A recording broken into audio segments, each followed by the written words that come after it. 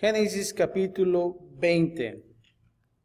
Estamos ahí y vamos a continuar y va a ser la segunda parte de este capítulo. Pero antes de eso, vamos a hacer un pequeño repaso en cuanto a los primeros 4 mandamientos. El título de este capítulo va a ser el mismo, los 10 mandamientos, como lo observamos en nuestro servicio pasado. Pero nada más para recordar, ¿se acuerdan de que del versículo 1 al 11 vimos los primeros 4 mandamientos? Acerca de nuestra conducta ante Dios, en la parte número 1. Y solamente como repaso, no voy a quedar mucho tiempo en ese pasaje, pero vamos a hacer un pequeño repaso. Y vamos a observar que nosotros vimos que del versículo 2 al 3, vimos que el primer mandamiento, que fue que no tendrás dioses ajenos delante de ¿quién? De mí, dice Jehová. No dioses con D minúscula. ¿Por qué? Porque solamente hay un Dios. Así es que debemos siempre mantener este primer mandamiento tan importante. No tendrás dioses ajenos delante de mí. Después del versículo 4 al 6, vimos lo que era el segundo mandamiento, que dice que no te harás imagen y tampoco no te inclinarás a ellas. O no imágenes y no inclinarlas, no adorar a esas imágenes. El tercer mandamiento dice, no tomarás el nombre de Jehová, tu Dios, en vano. Y eso lo encontramos en el versículo 7. Eso es importante también.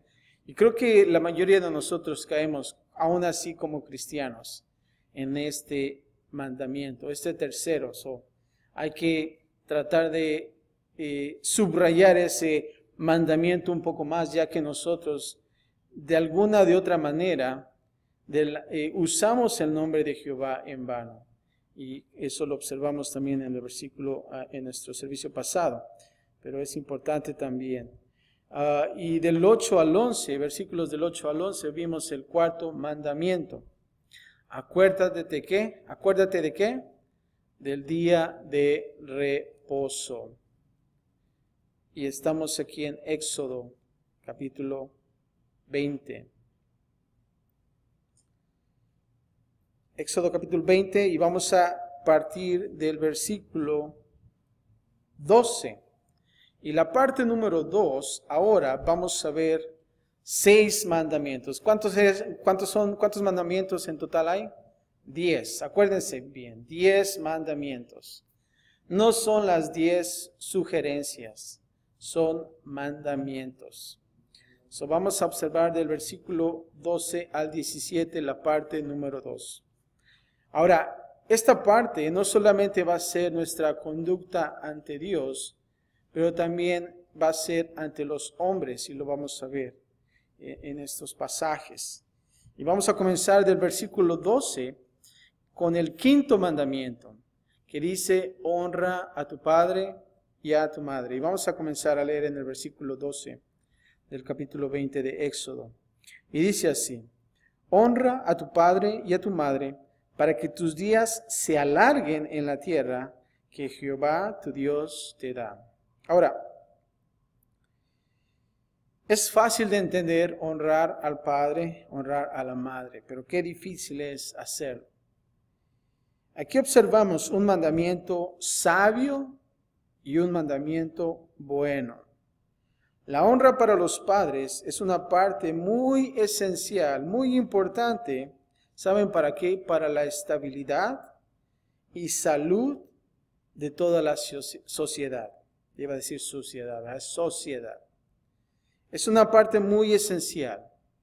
Y creo que nosotros, si seguimos y si honramos a nuestro padre y a nuestra madre, creo que la sociedad sería mejor. ¿No lo crees?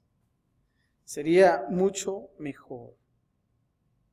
Si la generación de jóvenes está constantemente en guerra con la generación adulta, que a veces nosotros la vemos en la sociedad, entonces la fundación de la sociedad, ¿saben lo que va a ocurrir? Será destruida. Cuando nosotros observamos todas las generaciones y cómo cada movimiento que se hace en cada generación, la falta de honrar a un padre, la falta de honrar a una madre, ¿saben lo que sucede? La sociedad se encuentra en crisis. Muchos jóvenes se encuentran en rebeldía. Muchos jóvenes se encuentran en perdición. El honrar a los padres, ¿saben qué incluye? Premiarles, cuidarlos, mostrarles respeto o reverencia, que a veces lamentablemente en nuestros días ya no se ven tanto. Ya tú puedes ver cómo un niño puede golpear al padre, ¿verdad? Y todavía la gente sarcásticamente o aún así lo suben a las redes sociales como si fuera algo divertido para ellos. Pero no lo es. Vemos ahí la decadencia de cada generación a través de los tiempos. Creo que es importante que nosotros nos mantengamos en ese mandamiento: honrar a tu padre y honrar a tu madre. El mandamiento es dado a los hijos, pero no solamente mientras son niños. Escucha esto: el mandamiento es dado a los hijos, pero no solamente mientras son niños. Esto no es una doctrina popular en lo que nosotros le llamamos mundo moderno, en donde la juventud es adorada y los adultos son temidos o despreciados. ¿Cuántas veces nosotros vemos a ese mundo moderno en esa forma? El resultado, ¿saben qué es el resultado? Es la locura de la cual hombres o mujeres, ¿saben lo que ocurre? Luchan para mantenerse eternamente jóvenes, a lo que solamente encuentran una tarea imposible. ¿Y cuántos de nosotros vemos a esos hombres que están comenzando en una edad avanzada y están luchando? ¿Para qué? Para mantenerse jóvenes, ¿verdad? Y usan esas cremitas y tantas cosas, y el ejercicio ahora no es malo, pero siempre y cuando nosotros no enfoquemos todo eso en este concepto. Ahora, algo interesante: Jesús utilizó la forma en que los fariseos interpretaban este mandamiento como un ejemplo de cómo uno puede tener la ley con una interpretación limitada y aún así violar el espíritu del mandamiento. Y eso lo observamos en Mateo 15, del 3 al 9, y se los voy a leer. Mateo 15, del 3 al 9. Y dice así, versículo 3 de Mateo 15.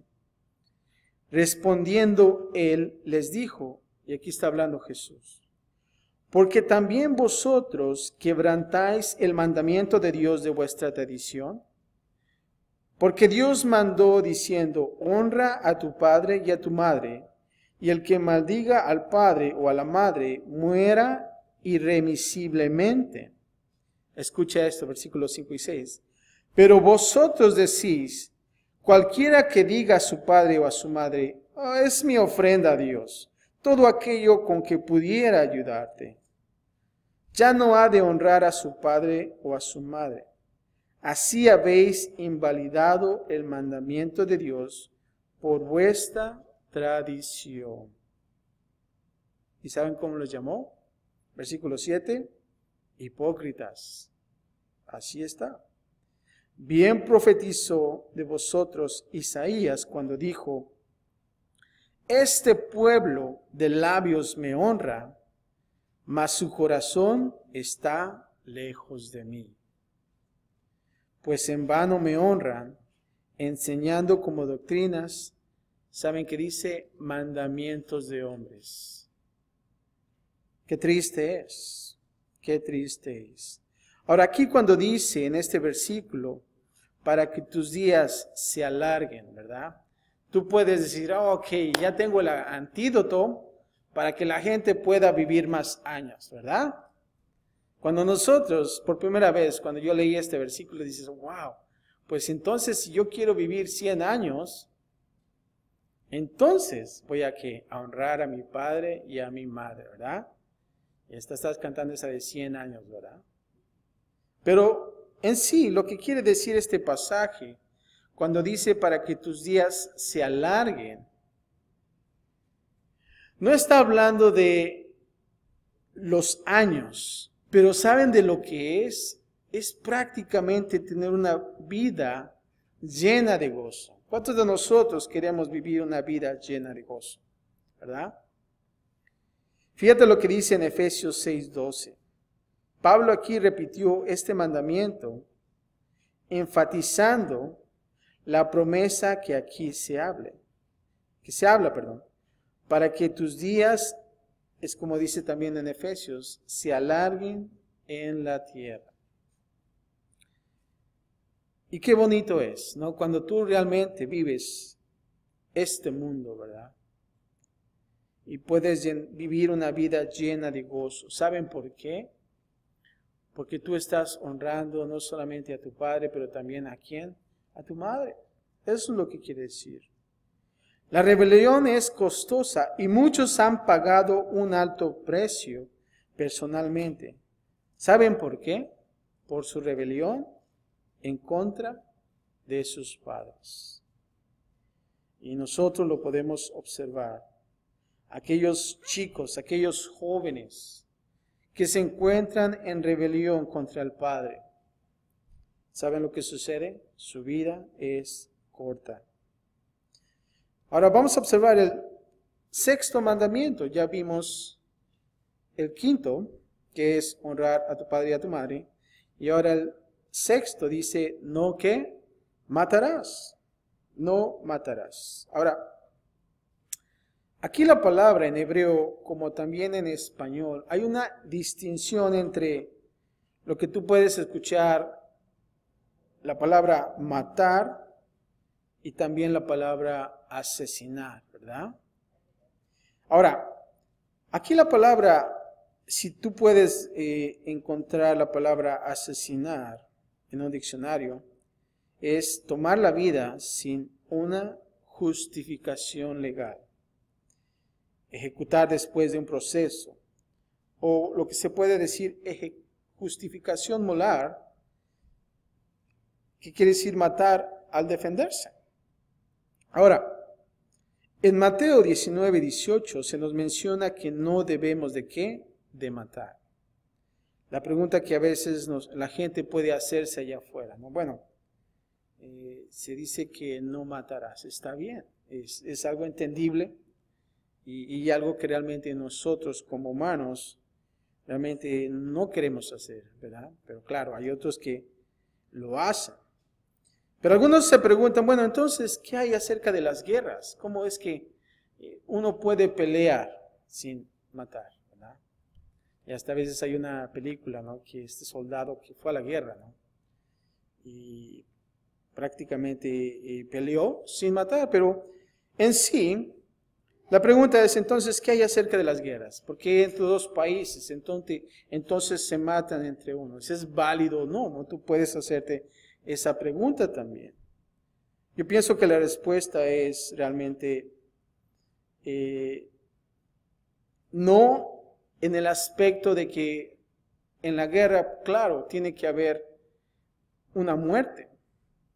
Ahora, claro, observando antecedentes en la Biblia, ¿por qué digo esto? Y no es por mi propia opinión. Pero vamos a observar nosotros en el Antiguo Testamento y vemos a Dios en Hechos, bueno, en el Antiguo Testamento vemos a Dios ordenar la destrucción de la cultura cananea. Y ahorita que estamos a través de Éxodo, más adelante vamos a ver también más detalles acerca de esta cultura cananea. Pero dice que después de darles 400 años para que se arrepientan del mal indescriptible, Dios destruyó esta cultura cananea. Ahora, también en el Nuevo Testamento, en Lucas 6:15, observamos a un soldado dentro de lo que eran los discípulos. Entonces ustedes saben que dentro de los 12 discípulos había uno que tenía un poco de background, de quizás un grupo de guerrilleros, si lo puedo decir así, que se llamaban los celotes. No sé si ustedes se acuerdan de esos celotes. No elotes, ¿verdad? No elotes, los celotes con Z. Pero fíjate lo que dice en Lucas. Tú puedes observar un hombre de guerra que se llamaba Simón, llamado el celote. Y tú lo vas a ver ahí. Ahora, ¿quién eran los celotes? Los celotes eran guerrilleros que intentaban derrocar a los romanos que controlaban a Israel en ese momento. Lejos de castigar a Simón por ser un guerrero, Jesús, fíjate lo que hizo, lo eligió para ser uno de los círculos más cercanos. En este caso, uno de los discípulos, ¿verdad? En Romanos 13, Pablo, fíjate lo que dice, deja en claro que Dios levanta los poderes para llevar la espada a fin de mantener el mal, ¿saben cómo? Bajo control. Y nosotros vemos las causas de cada guerra. Y no quiero hablar de política, pero ustedes saben que a veces uno tiene que pelear. ¿Para qué? Para que el mal no se desborde de la tierra. Y no solamente eso, cuando hablas de las guerras, pero ¿qué tal acerca de la pena capital, el asesinato, verdad? Nuevamente creo que la respuesta es no. Génesis 6-8, vemos qué pasa cuando no hay pena capital. Y entonces vamos a entender el mandato de Dios en Génesis 9, que los que matan deben ser ¿qué? Ejecutados, lamentablemente. Así es que en cuanto a las guerras y el asesinato, pues es necesario que se haga. Ahora aquí la palabra de matar, en la palabra hebrea, fíjate que hay alrededor de 7 palabras para la acción de matar. Según una de las 7 palabras que están, se puede aproximar a lo que nosotros hemos visto la palabra asesinar, donde los factores de premeditación e intencionalidad están presentes. Entonces sería el verbo. Ahora, una vez más, no matarás. Jesús cuidadosamente explicó el corazón de este mandamiento. Es muy fácil entender, no matarás, ¿verdad? Pero fíjate, Jesús mostró que también nos prohíbe que odiemos a alguien más. Y eso lo puedes encontrar en Mateo 5, del 21 al 26. Porque nosotros podríamos desear la muerte de alguien, ¿saben dónde? En nuestros corazones. Y cuando tú estás en un enojo contra una persona y comienzas a odiarlo, y lo mandas a un lugar que nadie quiere ir, ¿verdad? Y tantas cosas que en tu corazón salen por esa ira que tú tienes. Y eso es, ese deseo de una muerte. Pero nunca tener el valor de cometer la acción. Alguien podría no matar por la falta de valentía o iniciativa, pero aún su corazón, ¿saben lo que pasa? Está lleno de odio. Fíjate lo que dice Mateo 5, 21 y 22. Oíste que fue dicho a los antiguos, y aquí Jesús está hablando, no matarás, y cualquiera que matare será culpable de juicio. Es claro ahí. Pero fíjate lo que dice, pero yo os digo que cualquiera que se enoje contra su hermano será culpable de juicio, y cualquiera que diga necio a su hermano será culpable ante el concilio, y cualquiera que le diga fatuo quedará expuesto, ¿saben dónde? Al infierno de fuego. Así es que debemos de tener cuidado en cuanto a eso. Versículo 14, ahora vamos a ver el séptimo mandamiento. No cometerás adulterio. Ahora, es claro que el acto mismo es condenado. Dios no permite justificación para las maneras que muchos a menudo buscan para justificar el sexo extramarital. Esto no se debe de hacer, y cuando se hace, ¿saben lo que es? Es pecado, como dice aquí los mandamientos, y no solamente eso, pero ¿saben lo que sucede? Daña.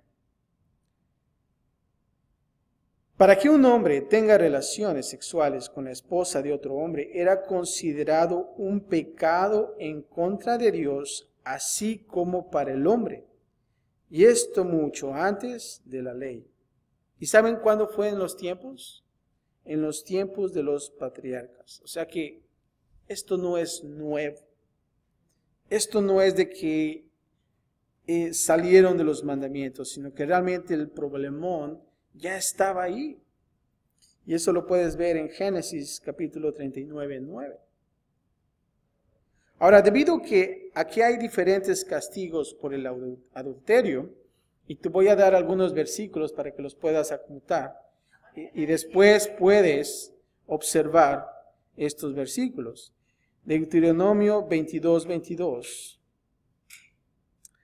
Vemos ahí castigos para el adulterio.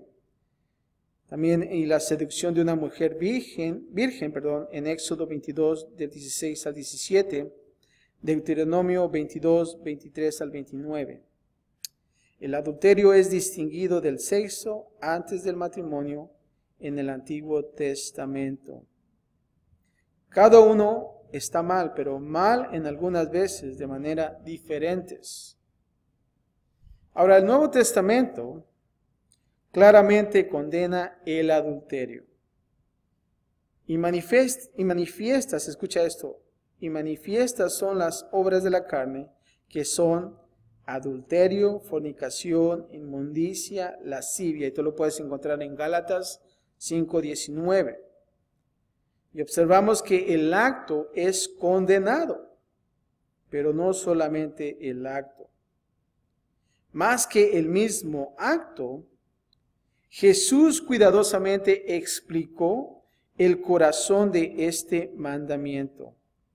Nos prohíbe el ver a la mujer para tener ¿qué? Lascivia hacia ella, en donde nosotros cometemos el adulterio en nuestra mente o corazón. Así es que nosotros debemos de tener cuidado en esto. Quizás no es en el acto, pero cuando tú tienes eso en tu mente y en tu corazón, entonces ya lo has cometido. Mateo 5, 27 al 30. Tú puedes encontrar también más información de esto. No somos inocentes solo porque no tuvimos la oportunidad de pecar de la manera que hubiéramos querido hacerlo. Y eso quiere decir que en simplemente el hecho de hacer el acto, pero cuando tu mente y tu corazón está ahí, entonces has cometido adulterio. Y debemos nosotros de tener mucho cuidado. Versículo 15, vamos ahora a ver el octavo mandamiento. No hurtarás. Este mandamiento es también importante. ¿Para qué? Para la sociedad humana, el cual establece el derecho de la propiedad personal. Ahora, Dios les confía claramente ciertas posesiones a ciertos individuos y no se les permite a otras personas o estados el tomar dicha propiedad sin el proceso jurídico apropiado. Es fácil de entender, no hurtar, no robar. Pero ¿sabías que también tú o yo podemos robarle a Dios? ¿Sabíamos eso? Por supuesto. Esto demanda que honremos a Dios con nuestros recursos financieros para que no seamos culpables de robarle a Él. Y eso lo encontramos en Malaquías 3, del 8 al 10. Ahora, te voy a leer ese pasaje para entender esto. Malaquías 3, del 8 al 10 dice así: ¿robará el hombre a Dios? Y eso es una pregunta retórica. Pues vosotros me habéis robado y dijisteis, ¿en qué te hemos robado? Y fíjate lo que dice: en vuestros diezmos y ofrendas. Versículo 9 dice: malditos sois con maldición, porque vosotros, la nación toda, me habéis robado. Versículo 10, todos conocemos este versículo, dice: traed todos los diezmos al alfolí y haya alimento en mi casa. Escucha bien este versículo, es importante. Traed todos los diezmos al alfolí y haya alimento en mi casa. Y probadme ahora en esto, dice ¿quién? No lo digo yo. Aquí en la palabra de Dios dice Jehová de los ejércitos. Si no, os abriré las ventanas de los cielos y derramaré sobre vosotros bendición hasta que sobreabunde. Ahora, creo que es importante que nosotros, así mismo, podamos hacerlo. Ahora, no me gusta hablar mucho acerca de este tema, porque a veces, lamentablemente, otras iglesias han abusado mucho en cuanto a esto. Y mucha gente allá afuera, ¿saben lo que pasa? Ya no quiere venir a la iglesia. ¿Por qué? Porque ahora tiene el concepto de la iglesia como un negocio. Quieren y escuchan también aquellos pastores que se hacen ricos, ¿verdad? Y que viajan y tantas cosas que hacen, ¿verdad? Pero creo que también es bueno que nosotros podamos ser buenos observadores de la palabra de Dios y de lo que a Dios le pertenece. ¿Y saben lo que va a pasar con el pastor y ministro que esté abusando de todas esas cosas? Él va a tener que dar cuentas a Dios, ¿verdad? Si no va a ser con el tío Sam, va a ser con alguien más pesado, ¿verdad? Y creo que es importante para nosotros hacerlo. Y nosotros como iglesia hemos optado de poner una cajita y realmente inclinarnos a ese pasaje que dice que nosotros debemos de dar alegres a Dios, ¿verdad? Sin ninguna cara de limón, ¿verdad? O cosas así. Y por eso nosotros no pasamos el cesto o el canasto. Pero sí creemos en que nosotros debemos, y es parte también de la adoración a Dios, de dar. Y a veces para mí es una perspectiva de decir, bueno, Dios es muy bueno porque ¿sabes qué? Nos da a nosotros el 90% de las ganancias, ¿verdad? Y el 10% se queda a Él. Pero lamentablemente nosotros lo vemos al revés también. Hoy tengo que darle el 10% y ya se me quedé sin dinero, cosas así. Pero aquí en el versículo 10 dice, sino que voy a abrir las ventanas de los cielos y voy a derramar sobre ustedes, ¿qué? Bendición. ¿Hasta qué? Hasta que sobreabunde. Así es que es importante eso también. Y que ustedes realmente podamos, nosotros también, ser parte de eso. Y ya no voy a mencionar más, solamente porque el versículo aquí se presta también para compartir acerca de el ofrendar, el dar diezmos, hasta que toquemos otra vez el tema en el pasaje. Pero también le podemos robar a Dios al rehusarle el darle a Él a nosotros mismos en obediencia, y no solamente eso, pero también en el servicio. Y nosotros ahorita vamos a ver cómo Israel dijo en el capítulo 19, ¿sabes qué, Moisés? Todo lo que diga vamos a obedecer a Dios. ¿Se acuerdan de lo que era eso, el capítulo completo? Pero se les olvida, se les olvida. ¿Y saben qué es eso? Robarle a Dios. Y no solamente eso, pero también su servicio. El servicio a Dios. Debido a que Él nos compró y le pertenecemos, cuando dice, sabiendo que fuisteis rescatados, no con cosas corruptibles, y luego dice como oro y plata, sino con la que, con la sangre preciosa de Cristo. Y eso lo puedes ver en 1 de Pedro, capítulo 1, del 18 al 19. 1 de Corintios 6:20 nos da la misma idea. Fíjate lo que dice. Porque habéis sido comprados por precio, glorificad pues a Dios en vuestro cuerpo y en vuestro espíritu, los cuales, ¿saben de quién son? Son de Dios. Aquí dice.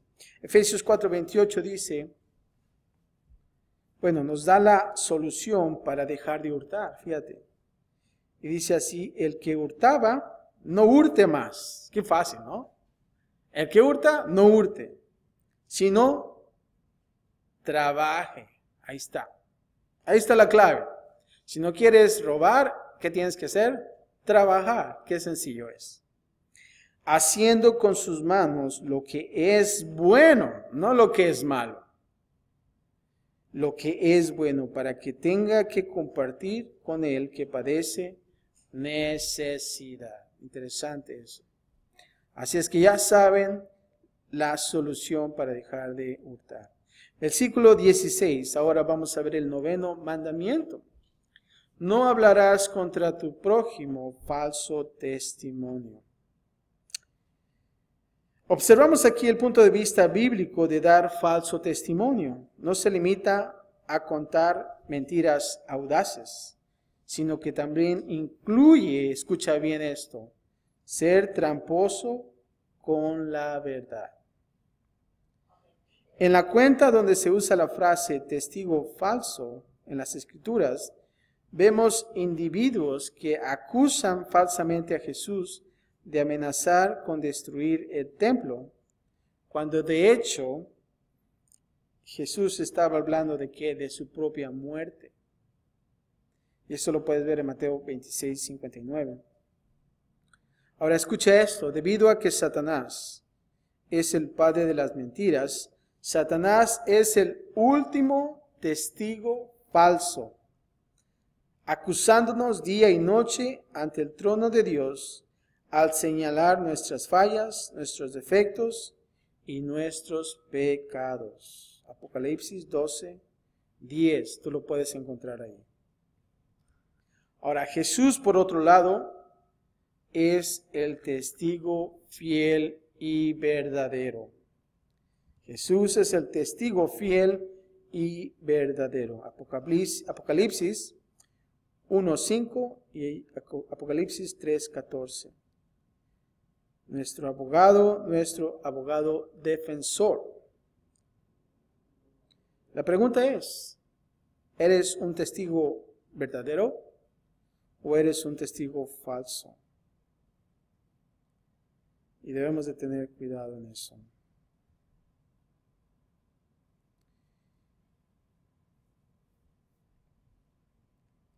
Vamos a observar ahora el 10º mandamiento que dice, no codiciarás.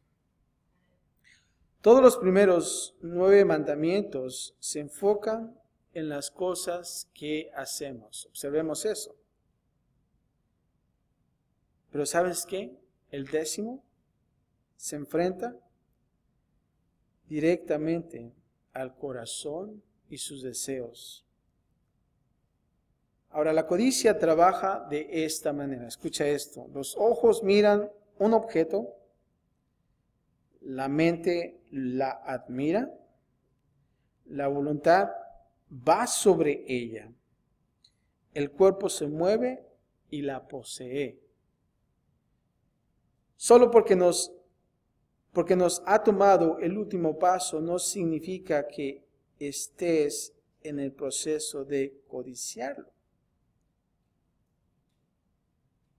Ahora, observa aquí en el versículo 17, cuando dice, no codiciarás, la casa de tu prójimo, no codiciarás la mujer de tu prójimo, ni su siervo, ni su criada, ni su buey, ni su asno, ni cosa alguna de qué, de tu prójimo. Nada, nada de nada. Y debemos de tener mucho cuidado.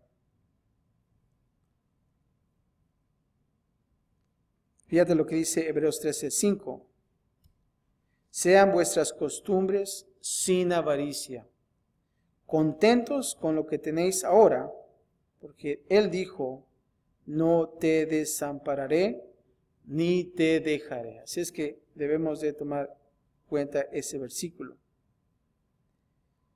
En este último mandamiento está estrechamente conectado con el primer mandamiento acerca de lo que era la idolatría, ¿se acuerdan? Fíjate lo que dice Efesios capítulo 5:5, dice así, porque sabéis esto, que ningún avaro que es idólatra, ¿ya viste ahí la palabra? Ningún avaro que es idólatra tiene herencia en el reino de Cristo y de Dios. Hay una conexión ahí. Y también Jesús nos dio una advertencia especial acerca de la codicia, el cual explica el núcleo de la filosofía de un corazón codicioso. Y les dijo, mirad y guardaos de toda avaricia, porque la vida del hombre no consiste en la abundancia de los bienes que posee. Eso lo encuentras en Lucas 12:15. Así es que debemos de cuidar eso, no ser codiciosos. Y realmente cuando especifica ni nada de animales, ni nada de siervos, a veces ni tenemos, ¿verdad? Pero bueno, lo que nosotros debemos hacer es no codiciar nada, nada de nada. La parte número 3, ahora vamos a ver del versículo 18 al 21. Vamos ahora, después de ver los 10 mandamientos, vamos a ver cómo reaccionó Israel acerca de todo esto y cómo es que recibieron la presencia de Dios. Se dice que hubo temor de la presencia de Dios y vamos a ver qué es lo que pasó en esto. Versículo 18, vamos a ver la petición del pueblo. Parte número 3, temor de la presencia de Dios. La nación de Israel tiene un gran temor de la presencia de Dios. Fíjate lo que dice el versículo 18. Todo el pueblo observaba el estruendo y los relámpagos, y el sonido de la bocina, y el monte que humeaba. Y viéndolo el pueblo, fíjate lo que pasó con el pueblo. Temblaron y se pusieron de lejos, ¿verdad? Se pusieron de lejos.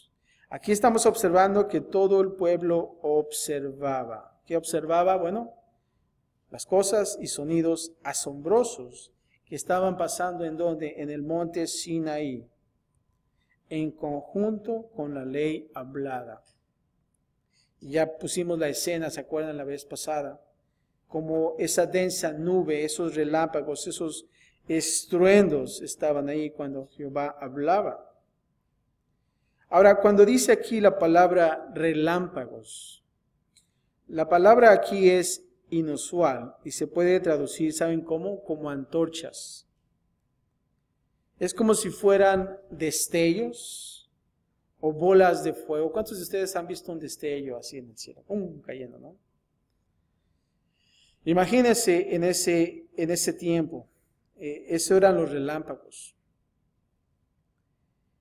Y fíjate lo que podemos observar también en Génesis 15. Esta es la misma palabra usada para simbolizar, ¿saben qué? La presencia de Dios. ¿Y saben cuándo fue? Cuando Abraham ve cuando Dios hace un pacto con él. De la misma manera, esa palabra está usada ahí, en Génesis 15. aquí cuando dice también el monte que humeaba, en Deuteronomio 5:23 explica por qué el monte humeaba. Dice que el monte que ardía con fuego. La palabra temblaron y se pusieron lejos. Estaban lejos de este fenómeno. Mantuvo al pueblo alejado. ¿Saben por qué? Por su temor. Y vamos a ver el 19, cuál fue la petición del pueblo. El pueblo se pone lejos. Y dijeron a Moisés, habla tú con nosotros y nosotros oiremos. Pero no hable Dios con nosotros. ¿Para qué? Para que no muramos.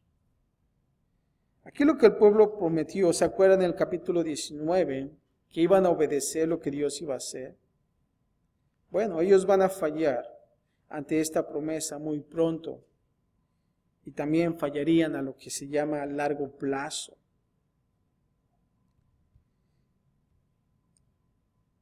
Uno podría pensar que Israel amó la experiencia en el monte Sinaí. Que dices, wow, qué hermoso, ¿verdad? No fue como cuando vemos a las 9:30 en Disneyland. ¿Cuántos de ustedes han manejado por ese freeway, ¿verdad? En Disneyland y salen los fireworks, ¿no? Los cohetes, ¿no? Qué bonito es, ¿no? Todo hermoso. Pero era diferente, ellos tenían temor. En lugar de eso, y debido a la gran admiración y terror que sintieron, ellos querían que Dios dejara de hablarles directamente. Ahora, cuando nosotros observamos esto y cuando nosotros vemos nuestras vidas ahora como cristianos, un encuentro cercano con Dios podría ser tan incómodo como reconfortante. ¿Y por qué digo esto? Escucha esto. Israel no podía ver, sentir y escuchar tanto de Dios y no estar certeramente consciente de que Él es perfecto y santo y de que ellos no lo son. Y cuando nosotros estamos por un mal camino, ¿sabe lo que queremos hacer? Mantenernos alejados de Dios, porque tenemos ese temor. Porque nosotros vemos que Dios es santo y nosotros no lo somos. Ahora, esta es una reacción típica de aquellos que llegan a la presencia de Dios. Y vamos a ver unos ejemplos también. Isaías fue un ejemplo. Isaías se dice que él se sintió deshecho ante Dios. Isaías 6 del 1 al 5, te lo voy a leer rápidamente, dice así. En el año que murió el rey Usías, vi yo al Señor sentado sobre un trono alto y sublime, y sus faldas llenaban el templo. Por encima de él había serafines. Cada uno tenía 6 alas, con 2 cubrían sus rostros, con 2 cubrían sus pies, y con 2 volaban. Y el uno al otro daban voces diciendo, Santo, Santo, Santo, Jehová de los ejércitos, toda la tierra está llena ¿de qué? De su gloria. Y los quiciales de las puertas se estremecieron con la voz del que clamaba, y la casa, ¿saben lo que pasó? Se llenó de humo. Algo parecido al monte Sinaí. Se llenó de humo también. Entonces dije, esto dijo Isaías, ay de mí que soy muerto, porque siendo hombre inmundo de labios, aquí Isaías está reconociendo que es inmundo de labios, y habitando en medio del pueblo que tiene labios inmundos, han visto mis ojos al Rey, Jehová de los ejércitos. Fíjate cómo se sentía Isaías. No solamente él, pero fíjate lo que Juan experimentó.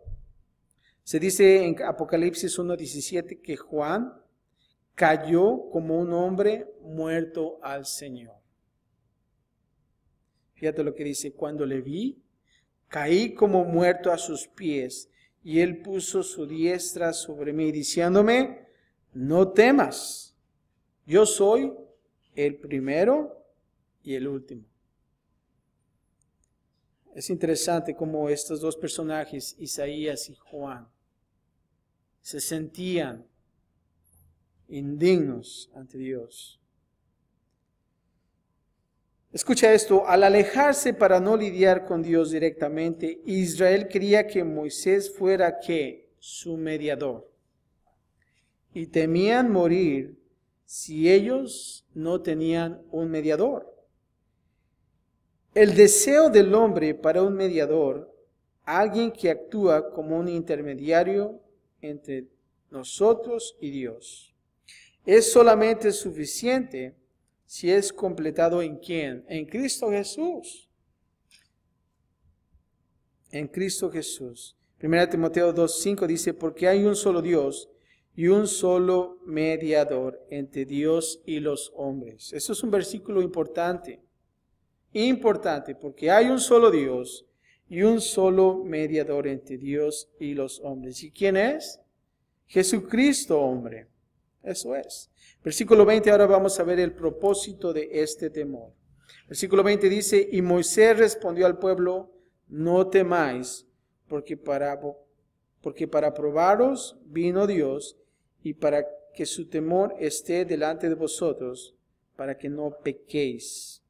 Aquí cuando dice no temáis, porque para probaros vino Dios, el pueblo de Israel quería separarse de la presencia manifiesta de Dios. Pero Dios tenía la buena intención de probarlos. Ahora, ¿qué consistía esta prueba? La prueba les revelaba qué clase de Dios servían. La prueba les revelaba qué era lo que Dios esperaba de ellos. La prueba les revelaba su propia debilidad y la necesidad de un Dios de misericordia. Ahora, aquí hay dos clases de temor. Dos clases de temor. Cuando dice aquí, no temáis, habla del miedo tormentoso que viene, ¿saben de qué? De la culpa y del peligro. Y a veces nosotros nos vemos quizás en estas dos clases de temor. Cuando tú temes a Dios, porque tú te sientes culpable, ese miedo tormentoso que viene de una culpa y del peligro que hay en ti. Pero fíjate lo que es el otro. Que su temor esté delante de vosotros, dice, habla de la actitud de honra y reverencia que conduce al respeto y la obediencia. Eso es lo que nosotros debemos de tener. Si tú tienes que tener temor, tienes que temer a Dios. ¿Por qué? Porque Dios es Dios. Y nosotros debemos de honrarle a Él. Porque Él es santo. Por eso dice, para que no pequéis. Israel no aprendió bien esta lección. ¿Saben de cuántos?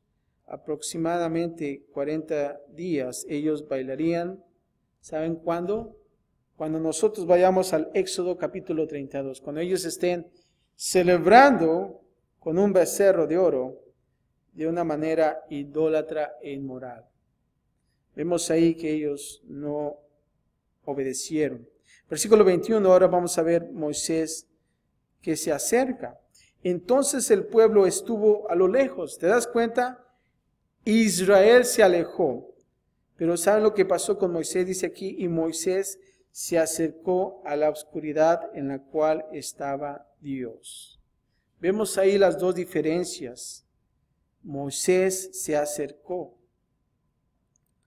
Moisés tuvo una relación con Dios, de la cual el hombre común de Israel no tuvo. Vemos esas dos diferencias a través de las circunstancias de su vida y de la directa revelación de Dios. Escucha esto, Moisés estaba consciente del santo poder de Dios y de su gloriosa gracia. Moisés sabía lo que era conectarse con Dios bajo la base de la gracia y no en lo que uno merece.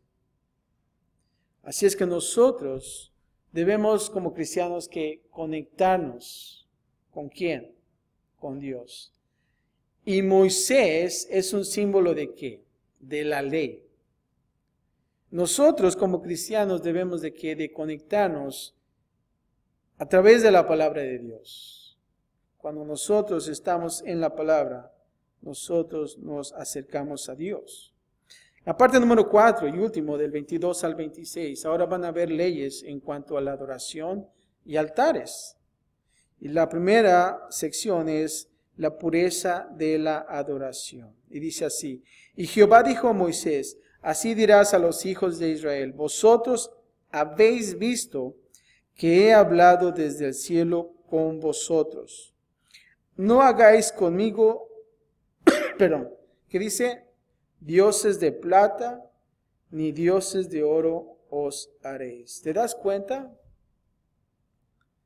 Debido a que Dios no se reveló a sí mismo en ninguna forma o imagen, ellos no debían de hacer ningún otro Dios de plata u oro para estar junto a Dios.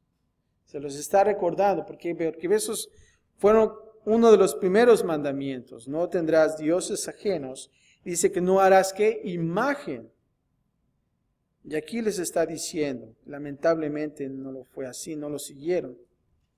Ahora del versículo 24 al 26 vamos ahora a ver instrucciones en cuanto a los altares y sacrificios. Es importante ver la pureza de la adoración. Dice que en el servicio pasado vimos que Dios es espíritu, ¿verdad? Entonces nosotros como cristianos debemos de ¿qué? De adorarle en espíritu. No porque tenemos un Dios, una imagen visible, y si la quitamos ya no podemos adorar. No, porque Dios es espíritu. Versículo 24 al 26, vamos a leer, dice: altar de tierra harás para mí, y sacrificarás sobre él tus holocaustos y tus ofrendas de paz, tus ovejas y tus vacas, en todo lugar donde yo hiciere que esté la memoria de mi nombre. Vendré a ti, ¿y qué? Y te bendeciré. Y si me hicieres altar de piedras, no las labres de cantería, porque si alzares herramientas sobre él, lo profanarás. No subirás por gradas a mi altar, para que tu desnudez no se descubra junto a él. Ahora, estas instrucciones eran importantes. Si te das cuenta, dice que el altar de tierra se tenía que hacer para él. Era algo sencillo. Dios no necesitaba de ornatos o de altares elaborados. Aquí solamente dice, hazme un altar de tierra, es suficiente, no más. Con el altar definitivo de Dios, unas pocas vigas de madera es suficiente. ¿Por qué? Porque Dios conoce al hombre, porque si realmente Dios hubiera dicho, ¿sabes qué? Hazme un altar y entonces el hombre comienza a adorar al altar en lugar a Dios. Cuando dice aquí holocaustos y tus ofrendas de paz, ¿qué es esto? Dice, al comienzo de ser dada la ley, indica que el hombre no puede mantener la ley, la quebranta. Y debe de haber que un sacrificio para lidiar con esta inhabilidad. Dios sabía que la ley se iba a quebrantar. Y es por eso que está ahí ese holocausto. Y no solamente eso, pero dice que vendré a ti y te bendeciré. Dada el contexto de sacrificio y expiación, aún en la ley de Moisés, Dios a menudo hacía la conexión entre confianza en un sacrificio expiatorio y la bendición y presencia de Dios. Y en las últimas frases, cuando dice, no la labres de cantería. Si un altar era hecho de piedra, era posible que se le diera la atención. Lo que no quería Dios es que el hombre pusiera atención en otras cosas y que realmente se quite esa vista de Dios. Cuando dice aquí, no subirás por gradas, Dios no quería ninguna exhibición de carne humana en su lugar de sacrificio. Las gradas podrían hacer que la pierna de un sacerdote estuviera a la vista, ¿verdad? Dios no quiere que vuestra carne esté en la adoración. Eso es en pocas palabras. Y creo que nosotros debemos de hacer lo mismo.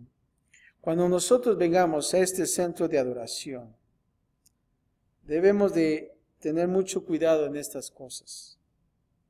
¿Se acuerdan de esa historia de los hijos de Aarón? ¿Qué es lo que pasó?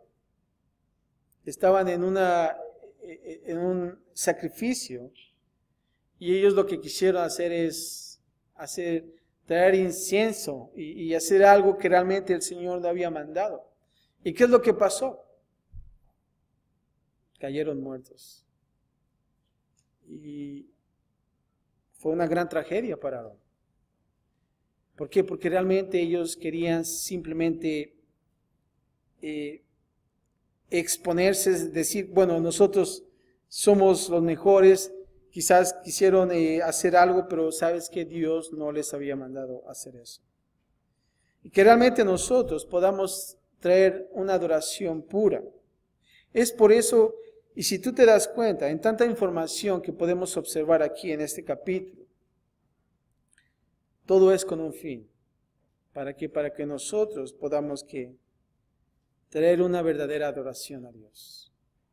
Y yo sé que a menudo que nosotros vemos tanta información que podemos observar, pero cada una de ellas es bien importante para que nosotros podamos ser buenos adoradores en espíritu y en verdad. Es por eso que hay esas instrucciones, es por eso que Dios da esas pautas a seguir. No son sugerencias, son mandamientos. ¿Para qué? Para que nosotros podamos seguirlos. Lo que Dios sí quiere de nosotros durante la adoración, nosotros lo podemos ver en Juan 4:24. Es un pasaje bien importante para nosotros como cristianos. Dios es espíritu, y los que le adoran en espíritu y en verdad es necesario que adoren. Dios quiere que una adoración esté caracterizada por el espíritu y verdad. Y es muy sencillo. Si realmente Jesús hubiera hablado acerca de esto, acerca de la adoración, este es uno de los pasajes más significativos en cuanto a la adoración. Si tú quieres hacer un estudio acerca de ser un mejor adorador, este capítulo de Juan 4:24 es el inicio de todo. Ahora, si te das cuenta, un capítulo antes, Jesús estaba con ¿quién? Con Nicodemo, ¿se acuerdan? Él era uno de los jefes en cuanto a lo que es el sacerdocio, ¿verdad? Los fariseos.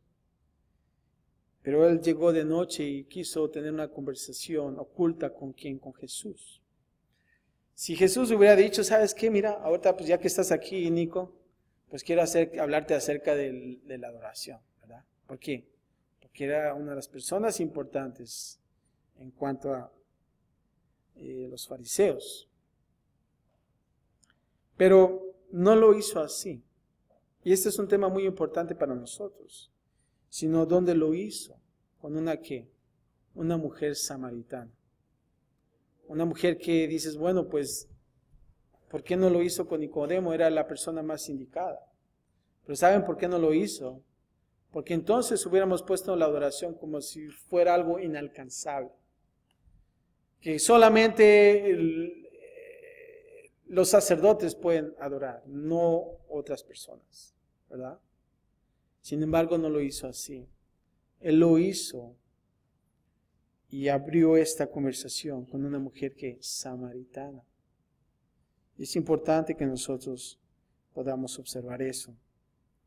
Dios es espíritu y dice, y los que le adoran en espíritu y en verdad, es necesario que le adoren. Es bien importante eso. Hemos observado este capítulo de Éxodo 20, 10 mandamientos importantes que debemos de seguir. Los primeros 4 fueron ¿qué? Ante Dios. Y los otros 6 fueron ¿qué? Dios y los hombres. Y es importante que nosotros los sigamos. Estos mandamientos los pone Dios para ¿qué? Para protegernos. Porque Dios quiere bendecirnos. Dios quiere bendecirnos. Lamentablemente el mundo afuera ve estos mandamientos como que si estuvieran limitados en hacer algo. Pero no. Es para el bien de nosotros. Para que nosotros podamos ser bendecidos y tener una vida abundante en este lugar, en esta tierra. Padre, gracias te damos, Señor, por este capítulo 20. Vemos tantas instrucciones, Señor, pero todo esto es bueno para nosotros, Señor. Yo te pido, Señor, que podamos nosotros ahora comenzar y seguir cada uno de estos mandamientos, Padre. Y te pido, Señor, que podamos nosotros continuar en ti, Señor. A veces sabemos que vamos a quebrantar algunos, y en sí son todos. Pero Padre, te pedimos, Señor, que podamos continuar, Señor, y vemos tu misericordia y tu gracia, Señor, siempre para nosotros, Padre, cada mañana. Y Padre, que podamos nosotros mantenernos y seguir esa aventura que tú tienes para nosotros, Señor. Gracias, Padre, por tu palabra. Y Padre, ayúdanos a mantenernos como cristianos y ser buenos adoradores en espíritu y en verdad, Señor. Gracias, Padre, por todo en Cristo Jesús. Y todos decimos amén. ¿Por qué nos ponemos de pie, hermanos?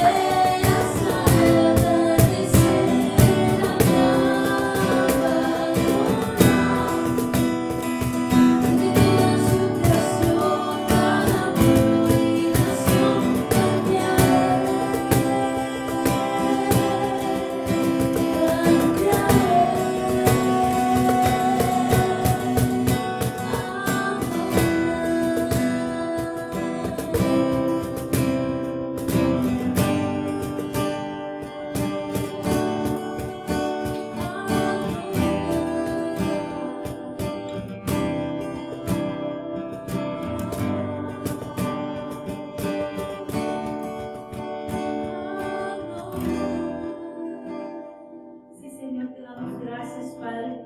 Sabemos que toda lengua confesará tu nombre, Señor. Que toda rodilla se doblará, Señor, ante ti, porque tú eres digno de ser alabado y exaltado, Señor.